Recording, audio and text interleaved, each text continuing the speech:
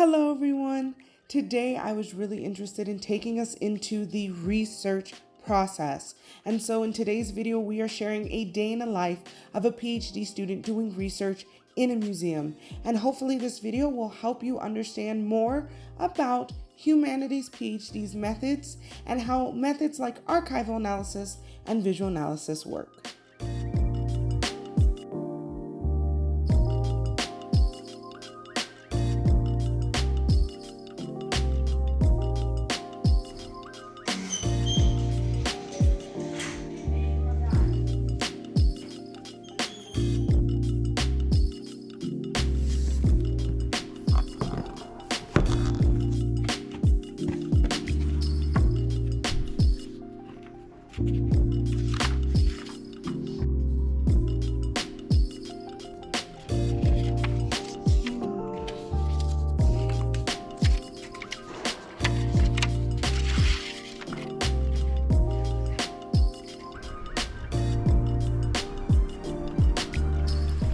Okay, so I'm here at the Museo Afro-Brazil in the library, and I'll show you around in a little bit.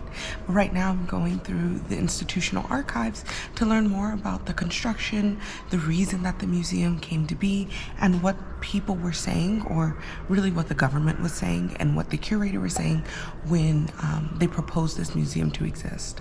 So right now what I'm doing is archival research, which is one of my main methods. So it's going into these old documents that have, first primary sources of what was going on, what is circling in the conversations around my institution. And this gives me a lot of information about the history, but also some of the politics, guiding questions or rationale as to why a museum like this should exist.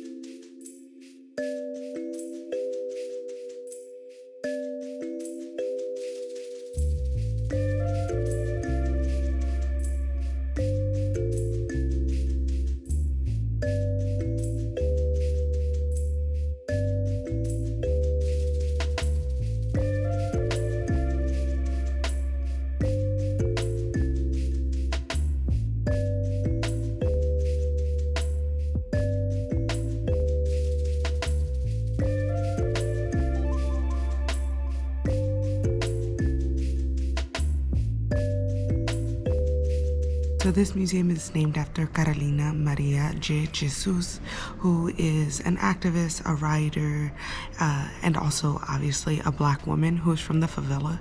And so she did a lot of activism to help bring attention to the state and realities of Black people, Black women, and Black people in favelas in Brazil.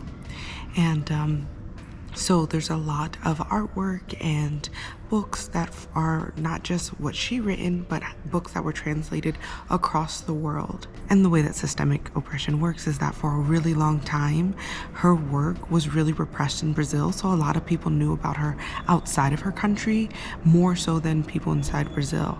Now she's pretty well known, but because of her activism and her work, she also inspired a lot of other Black writers and scholars to be activists to work towards anti-racism and anti-poverty.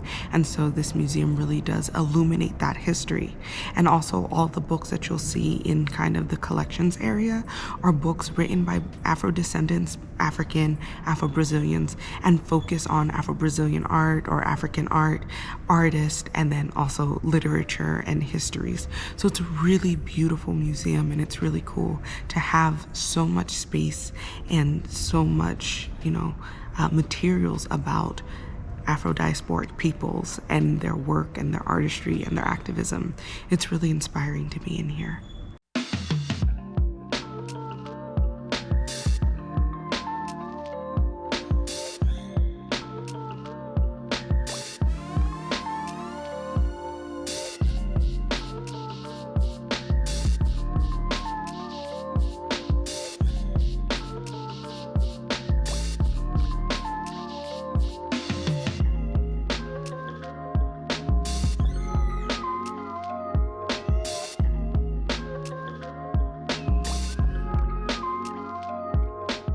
So I completed everything that I needed to do in the archives, but it kind of took a little bit longer than what I expected, so I didn't have time to take you through the galleries today.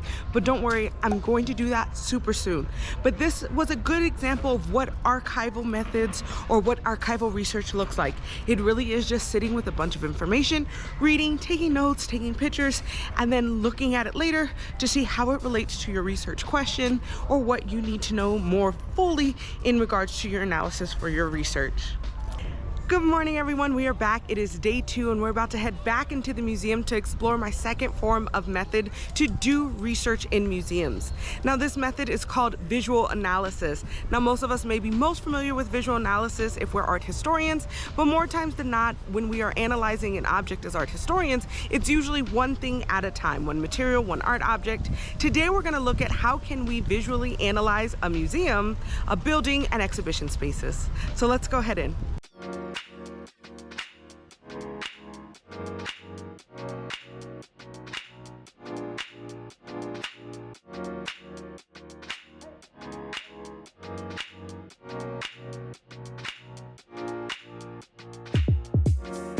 For this part of my research, I spend a lot of time inside of the gallery spaces of the Museu Afro-Brasil. And that's because I'm really interested in trying to understand how an institution like this uses curatorial strategies and objects or art to present counter-narratives against Eurocentric histories while also empowering their communities to not only learn about themselves, but to also see value in their own identities and histories. So when I'm in these spaces, I will take pictures, but I also do just spend a lot of time looking at things and thinking about things and trying my best to parse out or pull out as much information I can. So in the case of the Museu Afro-Brasil, I'm really interested in trying to better understand what are anti-colonial and Afro-diasporic histories that are being disseminated through these images, the artworks, but also the ways in which the spaces are constructed. So while I am looking at the objects themselves, I'm also thinking about how does the color of the walls impact this sensation or impact this messaging? How do the words that are written in the didactics help those who are in the space better interpret the objects that they see? How can the ways we move through the museum or the objects they choose to show tell us a different story than what we're used to seeing or hearing, especially in Euro-American contexts or Euro-American museums?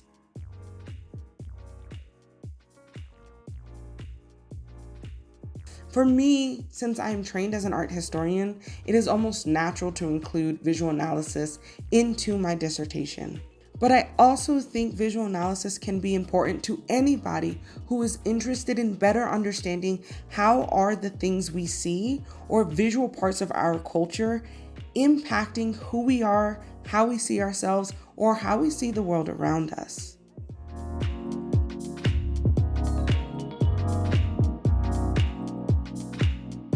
Okay, so that's kind of what it's like to do research in a museum, especially if your analysis is just all about the museum itself. I think a lot of it is just walking around, looking at things, taking pictures, and I also do something called discourse analysis as well, which I don't do in the moment, but I'll go home and look at the pictures that I have that have didactics or words or descriptions about what I'm looking at, and then I'll analyze it and put it in context with everything that I'm looking at visually as well. So there's archival, visual, and discourse analysis that I all do to help beef up or add content to my research.